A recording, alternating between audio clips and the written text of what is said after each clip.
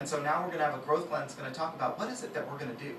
We've made big mistakes in the history of education because we believe in training teachers. The only problem is we train teachers based on what we think they need, not what they really do need.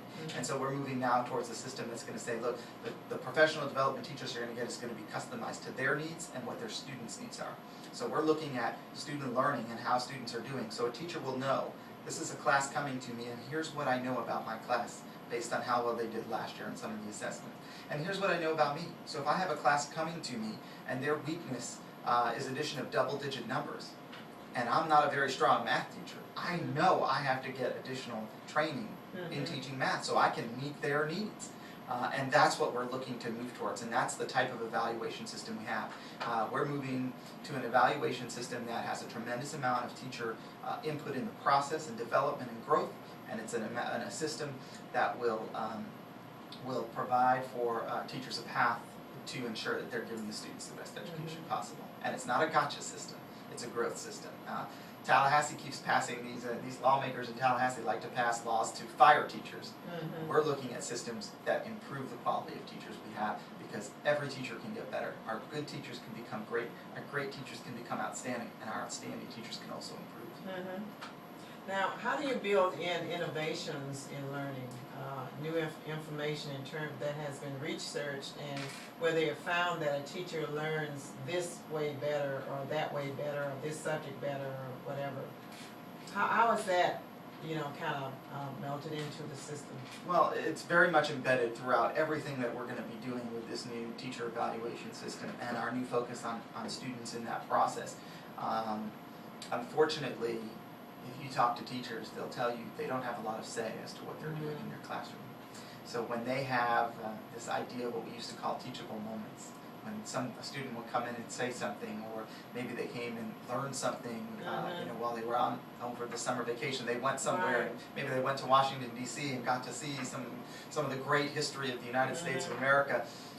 We don't always have the opportunity to spend now in really doing that. Some teachers have gotten very creative in weaving that into what they're required to teach, but nowadays it's so driven, literally, in a lot of our classroom teachers are told what to teach every minute of the day. It is to the point where we've had situations where teachers have been told that if I come into your classroom and then I go to the teacher's next door's classroom, I should be hearing the same thing going on throughout.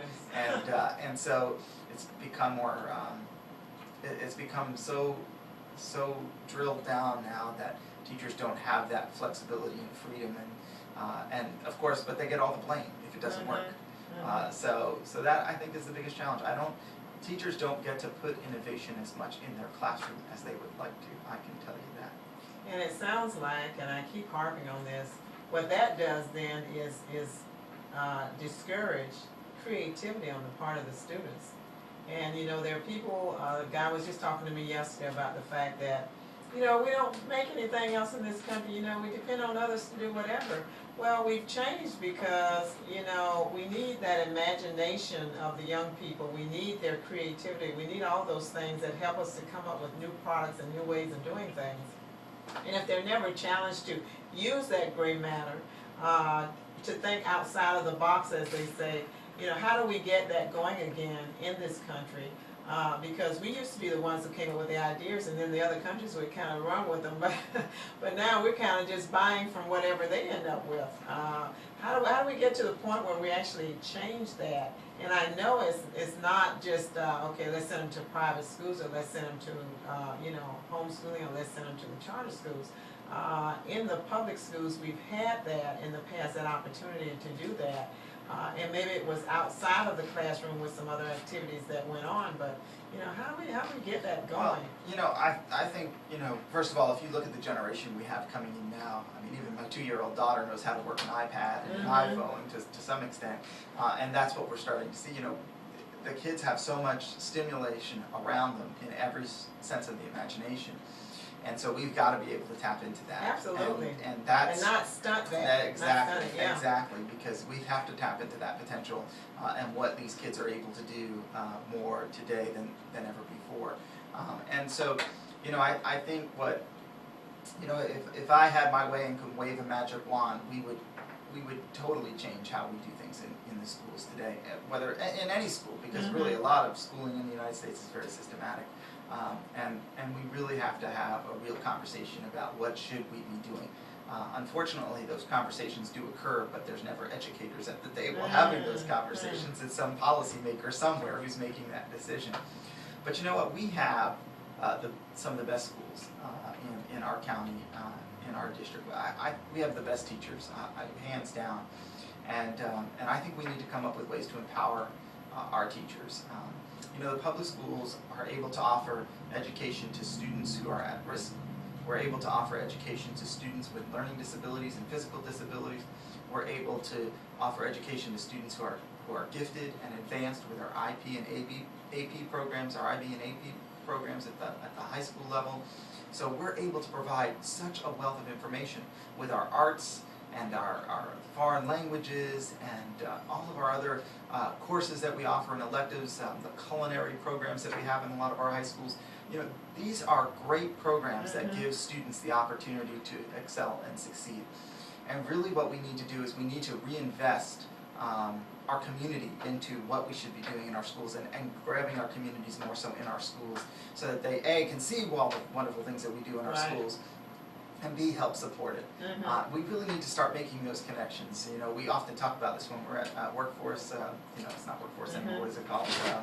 Center for Business Excellence meetings. But it's the same idea. How do we make the connection between what the community needs are and what our schools are producing, and how do we draw that seamless transition that we need so that all of our students end up being successful in whatever it is that they choose.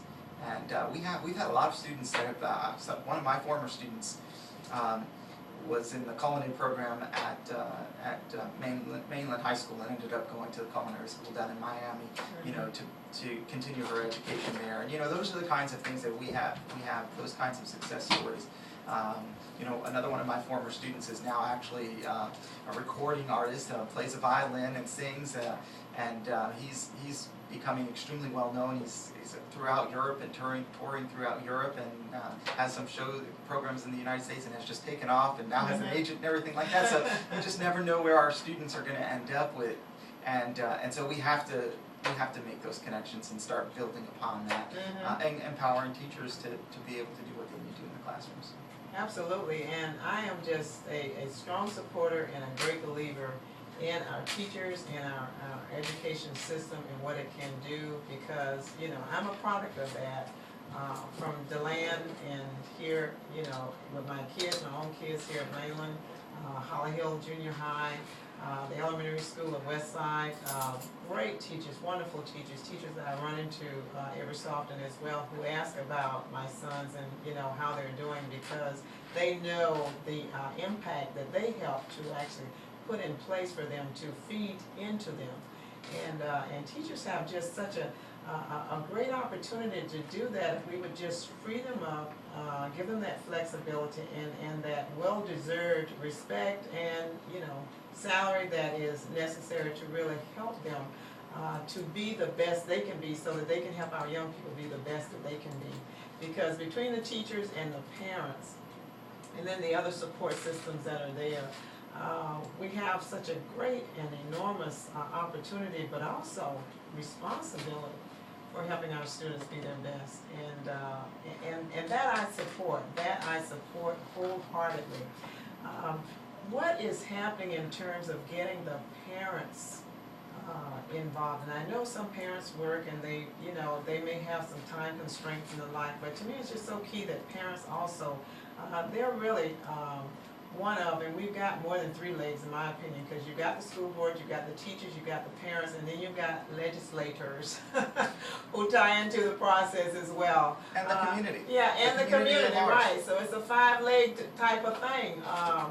You know, how do we get the parents involved, and how do we get the community more involved? Because I know you've been saying that continually. We need to get the community involved. They really need to, people in the community really need to take a strong interest in education, a strong interest in their schools. And, you know, don't wait until they're ready to shut the doors, which is what we see, you know, they react when they're shutting the doors, but throughout that process, when they've been talking about these things and planning on these things, you know, Holly, anybody was there. Well, you know, I think